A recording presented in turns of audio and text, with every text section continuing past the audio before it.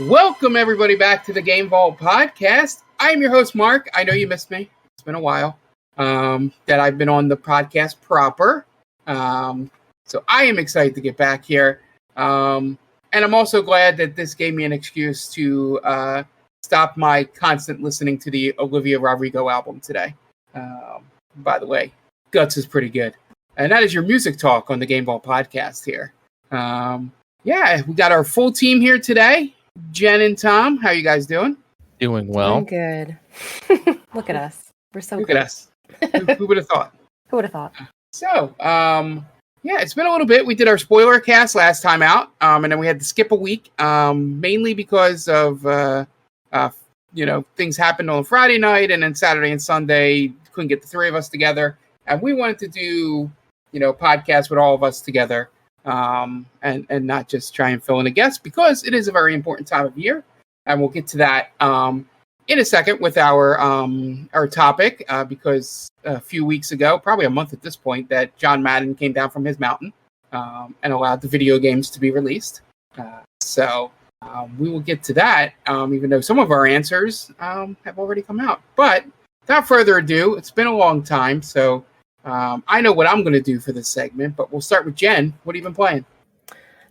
So some usual things and some new things. So I've been continuing my playthrough of 7 Days to Die with my Twitch community. We have a sub server. So that's been fun. I think we're on day 75 or 76. We're getting close to another blood moon. We built an underground base this time, which we dug like 30 blocks down.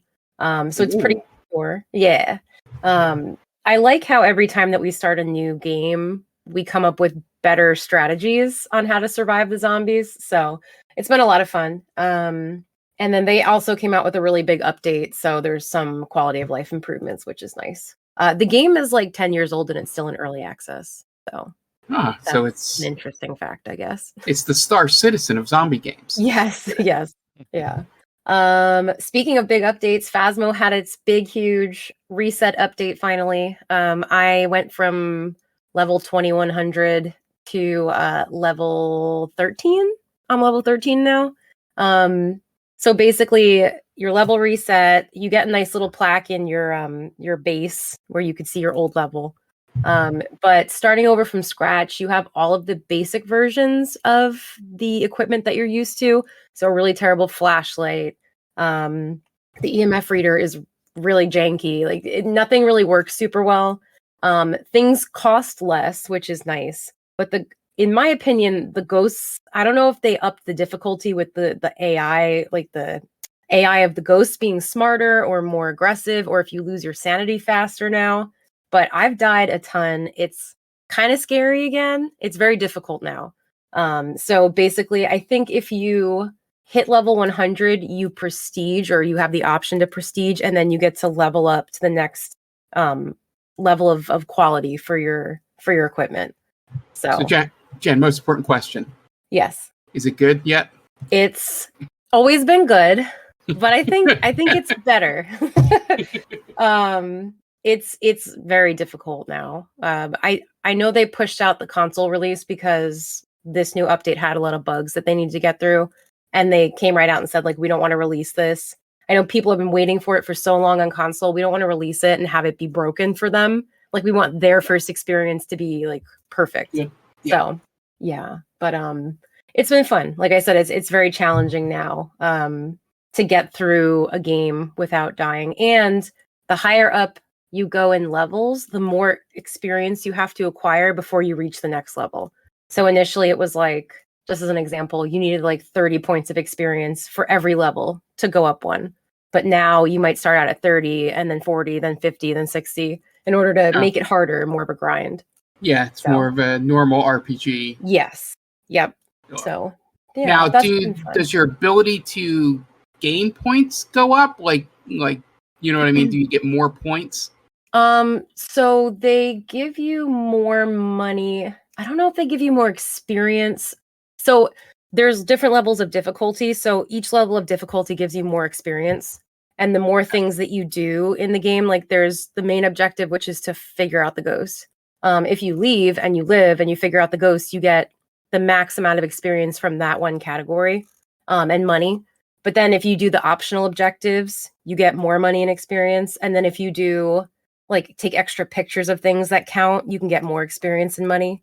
So yeah, and then there's each difficulty category. So doing all those things will get you more money and experience depending on how difficult your gameplay is. So depending on how hard you make it for yourself, you know, it'll pay off if you survive. Even if you don't survive, it still pays off more than it would have if you were in a lower level. So yeah, it's been wild, but in a good way. Dead by Daylight came out with the Alien chapter, so we have the Xenomorph, who is badass. I got the Alien Queen cosmetic for her, and it's so huge it doesn't even fit on the screen, which is great. In the lobby, I should say. And then we have Ripley, who unfortunately does not resemble Sigourney Weaver because they didn't get the rights to her likeness. I was reading rumors that they don't like to do that, but I think she probably would have loved to be in the game if they asked her. But it's just another license they have to pay for. Exactly, yeah. I read there's another reason why they don't do it, but I don't remember what it is. I know with the whole Stranger Things thing, that was a big mess where once the license ran out, I mean, they still have the actors' likenesses, yeah. But I know they had, like, there's a lot of red tape involving that. So maybe they were just trying to avoid another issue like that. But it's fun. That's why Nick Cage is Nick Cage and not tied to a character. Probably, yeah. Yeah. They also didn't want to probably run into the Friday the 13th thing. Yes. Yeah, that's another point. So, Xenomorph is very powerful. It basically they basically took bits and pieces of other killers and their abilities and kind of meshed them together. And it sounds lazy, but it actually works really well. Like it can teleport through these little tunnels. It has a tail attack, like one of the killer's nemesis has like a tentacle attack. I think it has like a lunge attack, which is like one of the other characters. And it has some kind of aura reading ability where I don't know if it's when it's in the tunnel it can see where you are, or when you're interacting with flamethrowers, which you could set up to slow it down when it's coming after you as a survivor. So you do get a little bit of a fight back option, not really, but I forget. But there are points where it can crawl and run after you, which is the scariest thing ever. It's so much fun going up against the Xenomorph, even if I get my ass kicked, which usually happens because I feel like it's slightly overpowered. Like I think they need to scale back some things a little bit, but I don't even care because it's so cool going up against the Xenomorph finally. And I think overall a lot of people are enjoying it too, which is nice. And then I played a little bit of Plate Up. I mentioned that a long time ago. It's like a cooking restaurant sim. Demonologist a little bit. We're wrapping up Escape the Backrooms. What else? I started playing Texas Chainsaw Massacre, which I'll talk about later. But I'm really liking it a lot so far. Yeah. And then I started playing Baldur's Gate 3, which I will talk about later as well. But I think that's pretty much everything that I've been playing. Yeah. Yeah. For those of you that don't know, the reason why that's going to talk about later is because that would have been part of our anticipated games yes. if we had a podcast last week. So exactly. Just to keep everything in order, we'll just talk about those games there and to keep this segment a little shorter. Yeah. Tom, what have you been playing? Well, if you listened to last podcast, you would know I finished Final Fantasy 16. So I needed a break from anything that involves any kind of emotion in game. So I started on Diablo 4 again. Okay.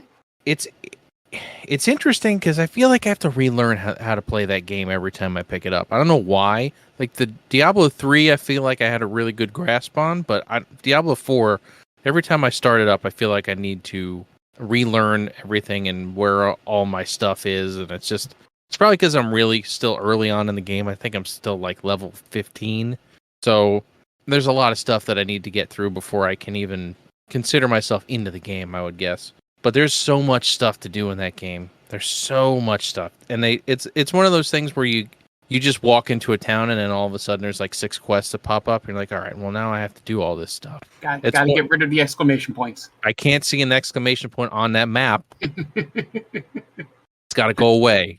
I recommend not playing Baldur's Gate then. Oh, I have no interest. Like Baldur's Gate looks awesome, but I would never do anything besides play Baldur's Gate. So yeah, we'll get to it when we talk about it. But I have a really fun thing about a streamer I've been watching play it. But yeah, so outside of Diablo, any retro stuff or anything else you've touched? Technically retro, I guess. I started Ever Crisis. Oh, so for those who don't know, they came out with a mobile gacha game based around Final Fantasy VII called Final Fantasy VII Ever Crisis. I played through the first mission, which is the bombing mission from Final Fantasy VII. I haven't gotten to the interesting stuff yet, like young Sephiroth or any of that stuff yet.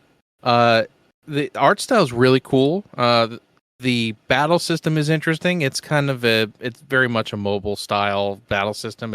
It's not, normal Final Fantasy VII turn-based stuff. It's kind of a mixture between remake and original Final Fantasy VII. Like it's automatically attacking, and then you can choose to do certain things once you have enough ATB built up. So it's interesting. We'll see how it progresses. But so far, it's pretty cool. The only downside to it is you have to use touchscreen controls, which is annoying. Yeah. Because I have the Backbone controller for my phone. I was like, I'll just use that. That'll be great. Can't use it. At least not yet. They didn't. I don't know if it's coming later. If support for something like that is coming later. But as of right now, you can only use the touchscreen controls, which is incredibly annoying. But yeah, that, and I started Starfield, which I guess we can talk about later as well. Yeah. I feel I'm going to have long conversations with both of you about two separate games. Okay. A little bit later. As for me, since we're leaving Starfield and Baldur's Gate till a little bit later, I'm not sure if I brought this up when I came back from London in early August, but I immediately sat down and played through a little bit of Watchdog Legion, which is set in London, just to go and see some of the landmarks and fun things there that I had just gotten back from. And what I forgotten about that game is that game, besides I was completely lost because I think I'm almost at end game there. So I had all these people in my crew and no idea why I had certain people, and I was just like, you know what, I'm just going to do missions. I don't really care.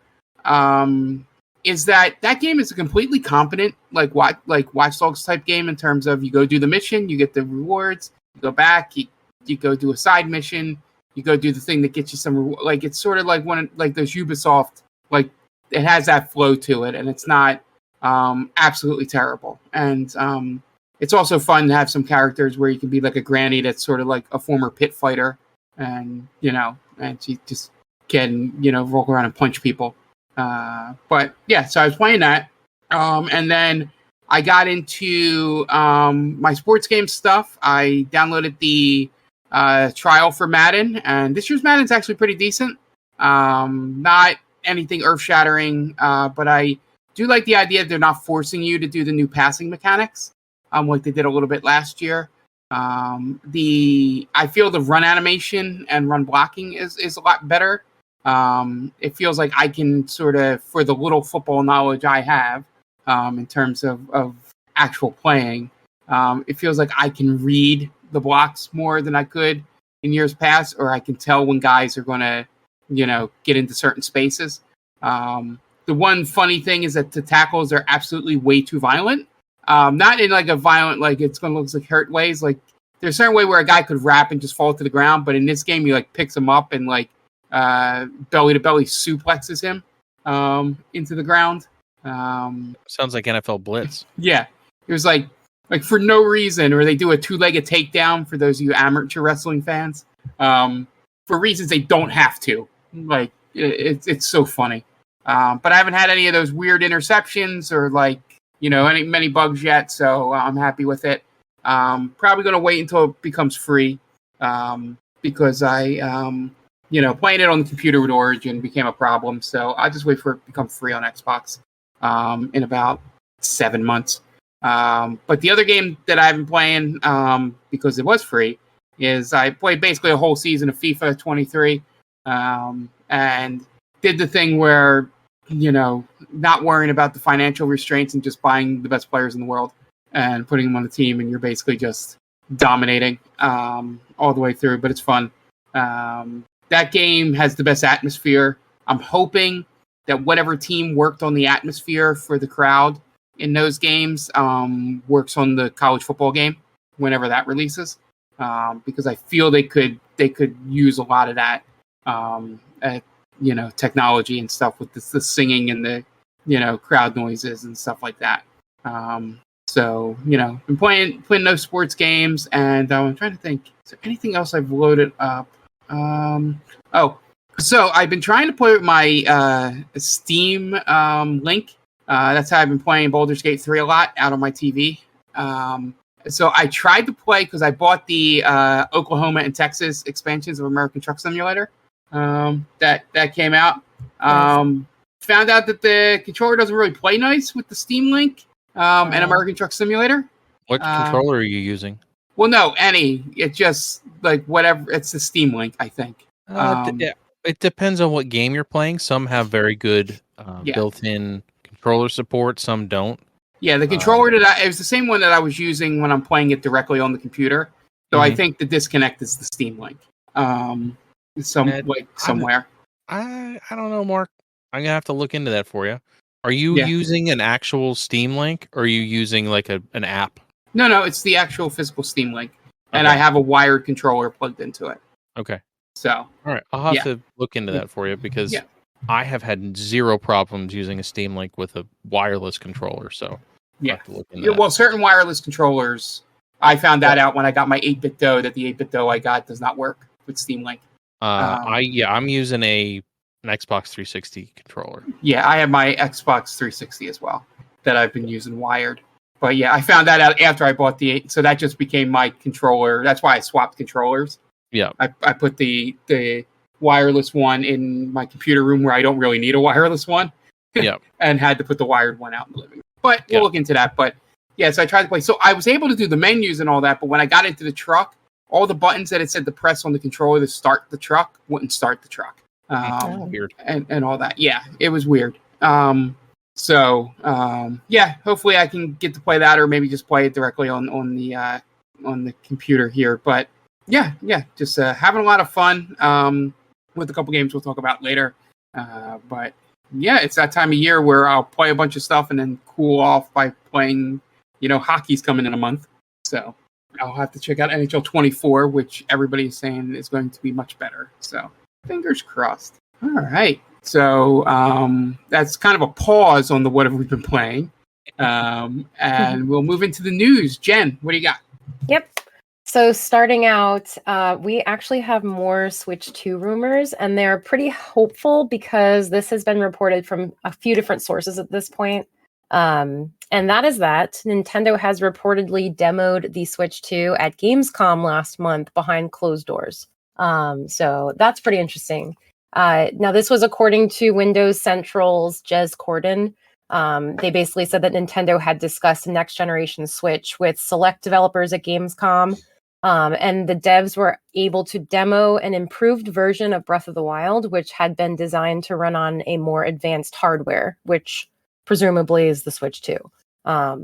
Now, Eurogamer first reported on these rumors, and then a couple hours later, VCG also corroborated the story, and they actually gave a lot more information behind it. So they said that, Nintendo, not only did they do that, but they also showcased Epic Games' The Matrix Awakens Unreal Engine 5 technology demo, which is supposed to be running on the type of hardware Nintendo is developing for its next console. So supposedly it uses NVIDIA's DLSS upscaling technology, which includes ray tracing. So it sounds like they're working on a huge chip upgrade. So that's all pretty interesting. Can't wait to play the Switch U. Yeah. I'm still sticking with new Nintendo Switch. The new Nintendo Switch. That's what I'm going with. Yeah, we'll have to see. Everyone's calling it the Switch 2 right now, but who literally could be anything, I guess. They called the Switch the NX. They didn't know what they were gonna call it. So yeah, but I think the last bit of information, like rumored information that we have, is supposedly Nintendo is planning to release the newest version of the Switch in 2024 sometime.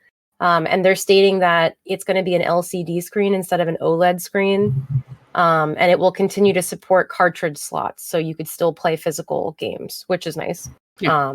It's I'm hoping a lot bad for the LCD screen. Why not? You have an OLED screen. Why not use it?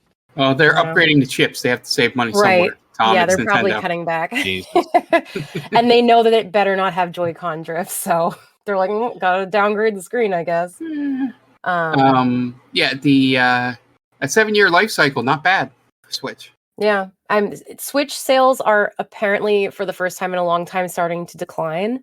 So they're saying like this makes even more sense that they're really like getting the ball moving on the new console now.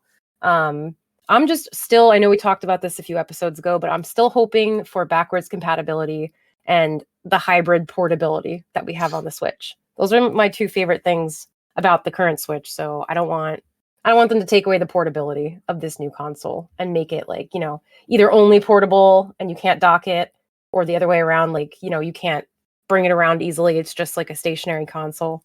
I think that hybrid portability is key for it, but we'll see. But that's all we have on that so far.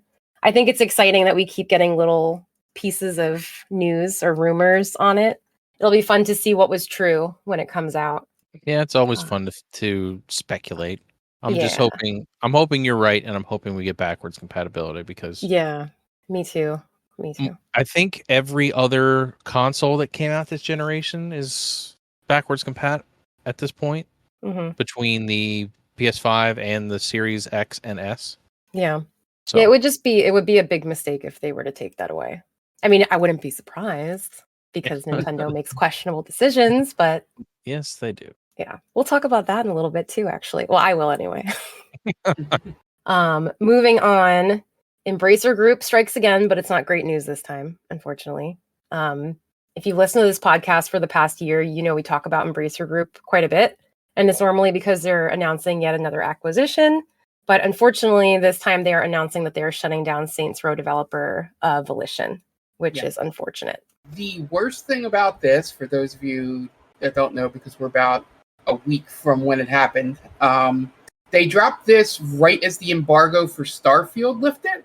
Like literally within 15 minutes of the embargo going up for Starfield is when this news dropped. So I think they kind of knew it wasn't going to be received well and thought they could slip it in while people weren't paying attention. Yep. Potentially, yeah. So I pulled, they basically posted an update on LinkedIn. I don't know whether they posted it on, I'm saying Twitter and I don't care. I don't know if they posted it on Twitter or not, but for some reason they posted it on LinkedIn. And I'm going to just read their little statement on it really quick. So they said, this past June, Embracer Group announced a restructuring program to strengthen Embracer and maintain its position as a leader in the video game industry. As part of that program, they evaluated strategic and operational goals and made the difficult decision to close Volition effective immediately. To help our team, we are working to provide job assistance and help smooth the transition for our Volition family members. We thank our customers and fans around the world for all the love and support over the years. You will always be in our hearts. So this was like one morning they woke up and they were told that they were closing, I guess. Yeah, I still don't understand how companies get away with that. It seems a little ridiculous that they can just be like, oh yeah, you're closed. Yeah. No warning. That job that you had yesterday, you don't have it anymore. It's really sad. Yeah, and I think Volition's been around for like 30 years or something. Yeah. It wasn't like they're a new company. No, so I wasn't really knowledgeable on them, so I did a little bit of research, and they've been around since the mid-90s, which is sad. And they've come out with games like Descent, Free Space, and Red Faction, if you guys have heard of those. Yep. And they did most recently release a reboot on Saints Row, which had mixed reviews, and it wasn't as successful as they'd hoped. So that probably was the nail in the coffin. Well, that's one of the reasons that got mixed reviews is because they forced them to put it out before it was done. Yeah, and you'd think we would have learned from other games' mistakes about that, but nope. I feel like it's never gonna not be a thing. So yeah, it's really sad, and it's even worse when you hear that it's effective immediately, because you know that it's just like really jarring for these people, and hopefully they can move forward and find new positions somewhere else quickly. But I feel like this has been happening quite a bit. Like this whole year, we've been hearing about a lot of different studios closing for various reasons, but studios and games. Well, Embracer probably bought all those companies using some any kind of like money or assistance they got from the pandemic, and now either all that payments coming due or they ran out of money, so now they have to, restructure, as they say. I actually read a rumor that Embracer, sometime earlier this year, they announced they would start to close studios because there was a $2 billion deal that fell through on them at the last minute. So that really hurt them a lot. And I guess they weren't expecting it to fall through. So that probably had something to do with it. But that's the main reason that I could find that people are speculating as to why this is happening. But who knows? I mean, they've acquired everyone at this point. So they can't keep them forever, I guess. But yeah, it stinks. So our thoughts are with everyone that is affected by that. It's very sad. But I figure we should end the news segment on a more positive note for Final Fantasy fans. So we'll bring the mood back up. During PAX West, which is a video game convention, they announced at the start of a Final Fantasy panel that they had just dropped a free update for the game for Final Fantasy 16. It is currently available right now. And they also shared that the game is going to be getting 2 more paid DLCs coming soon. And not only that, but they're currently developing the PC version of Final Fantasy 16 right now. So a lot of fun newness coming for the two of you. Are you looking forward to these things? I'm assuming you are. 100%. Yes. Yeah, I'm sure. Yeah, I have a couple other games to get through. So I'll dip my toes back a little bit later, probably after the release and stuff like that. But yeah, I'm glad.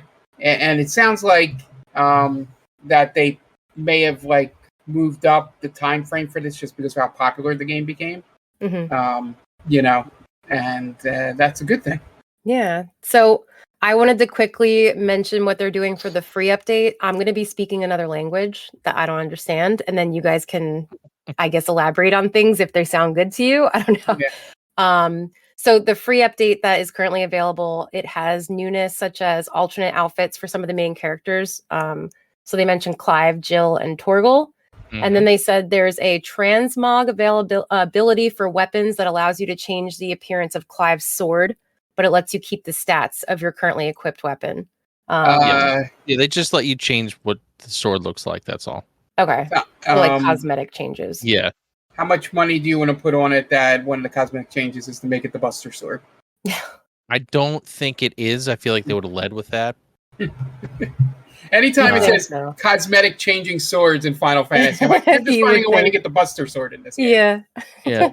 Usually that's what it is, but I didn't see that. So, yeah. I mean, it's possible. It's very possible. Completely leaving out the gun blade. Come on, Square. Yeah, it's a blade that can shoot a gun. I mean, come on. Seems like a no-brainer. They also mentioned there's patch 1.10. I don't know if that's this new update or if there's a second part of it that's coming, but they said there's a lot more quality of life changes in the patch. So they said there's arcade mode adjustments, new controller layouts, additional system menu settings, and then they're fixing several known issues within the game with that patch. So I can't even think what those would be. I don't know. Yeah, I was going to say, I've never heard you guys mention any serious issues that you came across, I don't think. Yeah, I don't know. That's a good question. I'm going to knock on wood now, but I never ran into a bug or anything where I was like, yeah, that totally screwed up my game. Yeah, I can't even think of UI stuff that messed with me. Well, that's maybe good. Maybe They're to be perfecting perfection then. Yeah, maybe quicker ways to switch between, the icons, maybe? I don't know. But I mean, it's one button. I don't know how you make it quicker. No, but sort of maybe make them hotkeys so that you don't have to hit it to go cycle through them. Yeah, I don't know. Maybe that's the button customization thing. You guys will just have to download it. Yeah. And let us know, I guess. But the paid DLCs, there's 2 of them. They're still being developed, but they dropped a hint. They basically said, we've heard you guys. We know that you want to see more of Valistea's story. Is that the world? Valistea. Yeah. Valistea. Yeah. So they said, we know you guys want to see more of Valistea's story and spend more time with her inhabitants. And they kind of left it at that. So obviously that's the direction they're going in with at least one of the 2 DLCs. So I don't know if that means anything to you guys, but that's all we know, really. We don't even know when the paid DLCs are coming out. Hopefully soonish. because I don't think it would necessarily be a good thing if the game totally like lost people's interest. I don't know if that's really possible with this game because I've heard such good things about it, but I guess they kind of want it to come out relatively soon. People are throwing 300 hours into this game, so right. I don't know that it's going to die off that fast, but you never know. I mean, I'm sure they're going to want to get something out for probably around Christmas. I would imagine they'd want to get something out. Yeah. But I haven't heard anything one way or the other. Yep. So I'm sure we'll be dropping updates when we know, because 2/3 of us are really into Final Fantasy. So that's the news. You for like this Final episode. Fantasy. I do. I'm just not on the same level as you guys. Yeah. So, but yeah, this would be the game though that I would play. I said that a few times already. Well, the PC version is coming, Jen. That's true. They are developing it, so maybe I'll get it and I'll play it when that comes out. Yeah, this is the closest to for somebody that it wasn't brought up on turn-based. Yes. Yeah. Yeah, I didn't. I was never really like super into turn-based. So. All right. And that is the news. So we thought, going into late August, early September, that we would talk about our most anticipated games of coming up. You know, it's always the joke that once Madden comes out, that's when all the good video games release. Not really 100% true anymore. A lot more things release in Q1 than used to that were actually solid Game of the Year contenders. But this year, they packed a bunch of stuff into early to late Q3 here. And some of it already released, so we'll probably start off with those games. I am most interested to hear Jenny's take on Baldur's Gate 3. Let's start off with that. Yeah, so that was actually the first one that I was planning on mentioning, which is funny. So if anyone didn't know, it released on August 3rd for PC and just released on September 6th for the PS5. So this is a game that I've had my eye on ever since they released it in early access. Normally, I'm a fan of downloading and playing early access games because you get to experience the life cycle of the game from the start and, participate in like submitting feedback if you want to. And it just overall feels really nice to be a part of the crowd of one of the first people to play a game, especially if it gets really successful. But for this game, I didn't want to play it in early access because I didn't hear great reviews on it early on. And I was afraid that it was going to ruin it for me. So I waited until it fully released. And my friend Mayton actually really kindly gifted it to me, which was super nice of him. Yeah. So I downloaded it and I jumped right into the most anticipated feature for me, which was the character creation. It is so beautifully designed and really, really fun. One of the things I was most interested in seeing too was the replayability of this game. And I could already tell it's really high because it's like a typical D&D game where there are so many possibilities character-wise that you can create, which of course can get you through some really tough situations in the story or make it really difficult depending on what you do. I knew that it was like a decision-based game as well as your typical like D&D dice rolling RNG, because you can make decisions like picking specific party members. You could pick up everyone. You could leave some of them behind. You can steal things. You could do all of these things that impact the rest of the adventure, which is really fun to me. I was also a huge fan of Pillars of Eternity 3, Deadfire, I think it was called. And this game very much reminds me of that. I think everything about it is so pretty. Like the music is pretty. The graphics are like perfect. And I thought I was a little hesitant because I knew that it was like they have like a top-down view or a tactical camera view. Yeah. And at first I was like, I really like first person or third person open world type views like Skyrim or even like most of Tiny Tina's Wonderlands. But I realized like pretty quickly that top-down view is really effective in this game because you have a larger range of view, which I really like. It's very much that the CRPG, as they call it. Sort of isometric, battle cam and all that stuff. So I as you were saying, that I haven't used the tactile camera much, but I'm interested to see, because it sounds like you probably used it more than me. I So actually, I didn't even know that it was an option until I looked up the controls in general just to see what they were. Okay. And to make sure I wasn't missing anything. And then I saw a tactical camera and I'm like, what is this? But I think you toggle it with, I think by default, if you're on keyboard, it's the O button. The O button, yes. Yeah. I don't know what it is. I haven't even looked on controller. Yeah. But it's really a good game. Yeah. Like I said, there's just so much replayability. Like I'm already thinking of other character like other things that I want to do to test out. I'm sure you guys can guess what my first trial character was, just to feel the game out. And go through it. Yeah. Yep, exactly. But I was like, I'm just gonna do this, and I'll get a little bit into it just to kind of feel it out, and then I might start a new game and actually make this, totally original, new character that isn't my first character that I played a 2 or 3 year campaign with. But it's so fun.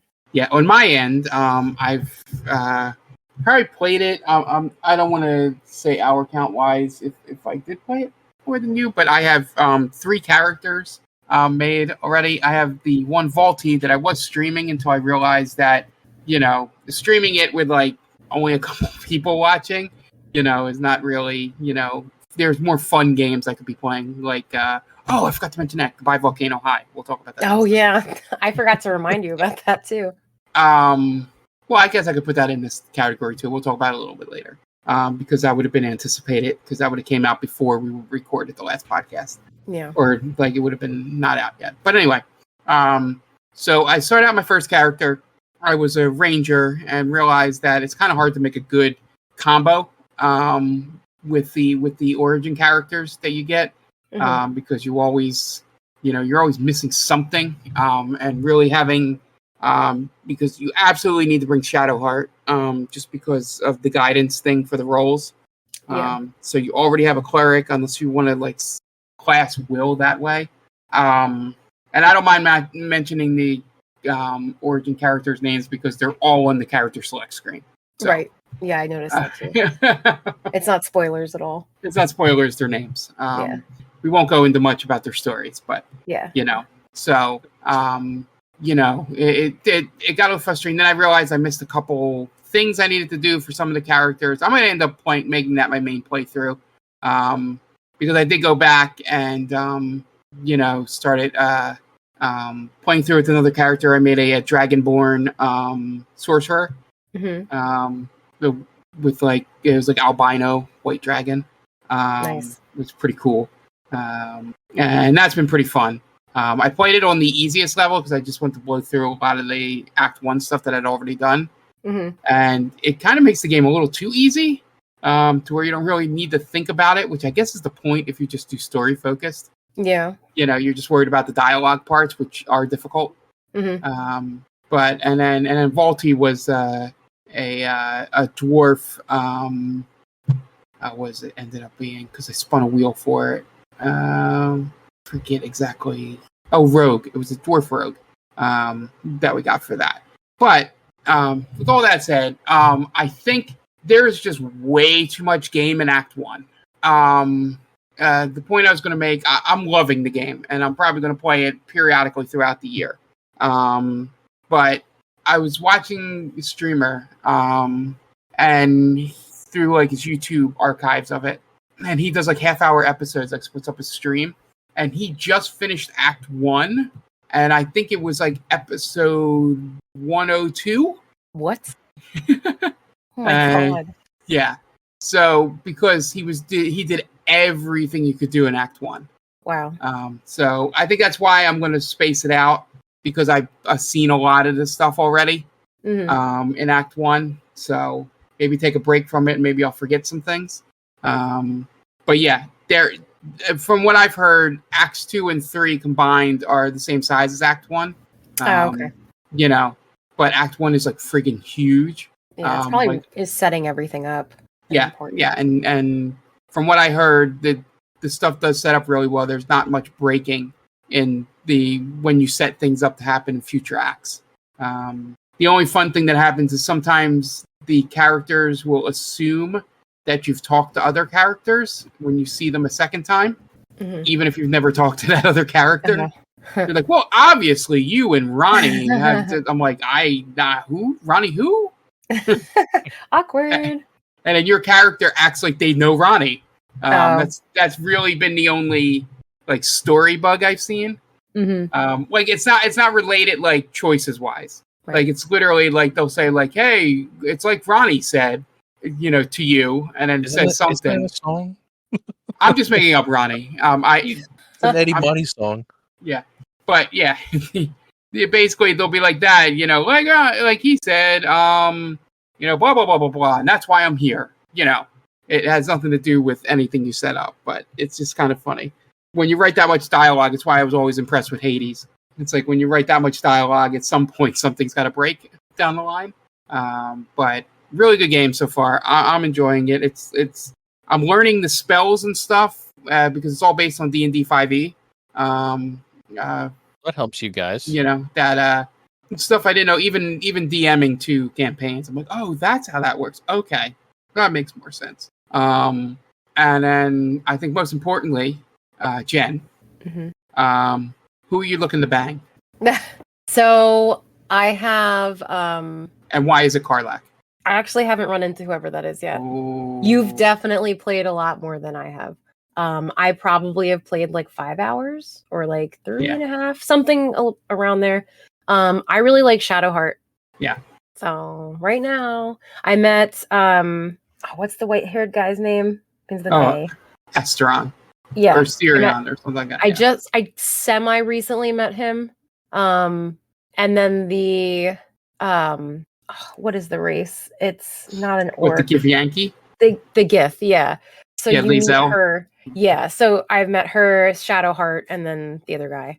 Okay. I really like Shadowheart. I didn't look up the voice actor for that character, but it sounds a lot like the woman that plays Yennefer in the Witcher live action series. And I'm really curious if it's her. Don't think so. I wouldn't think so, but it sounds just like her, and I love her too. Yeah. So you're a little bit away from meeting the literally hottest girl in the game. Okay. Well, I'll let you know then. But right now it's Shadowheart. I think everybody starts off with Shadowheart. Yeah. Unless if apparently Rudy was all about the Githyanki when we were streaming, but that just seems like their kind of person from the thing I've seen from Elder Scrolls. Yeah. Going for the weird aggressive character. So you got a little bit to go before you haven't even met Will yet, which leads you to Karlach. So enjoy, not spoiling anything with any of it. No, yeah. By saying that it's pretty, you're like literally right there. So as soon as you get a mission to go find her, go find her. Okay. I'll seek her out. Yeah, no, it literally becomes one of the story quests. Yeah. So you I think can't I'm miss following a very main story quest right now, so yeah. I'm sure I'll find them. I hate being this person, but have you met the druids yet? I am about to. Okay, then you're right there. You're about an hour or 2 away from. Okay. Yeah, I'm about to do all that with the druids. Yeah. So so that's the big funny thing. There's been like the speed runs of this game have been like percentage to sex for each of the origin characters. That's not surprising at all. Is there like a stat with which origin character gets you there the quickest? Yeah, there's been, and then we found out that a lot of those times might be bugged and all because there was a bug in the game that made a couple characters like hornier than they should have been. This might be one of the best bugs I've ever heard of, to be honest. Yeah. And I'll give you the one advice I'll give you going forward is like investigate everything that looks weird because there's a lot of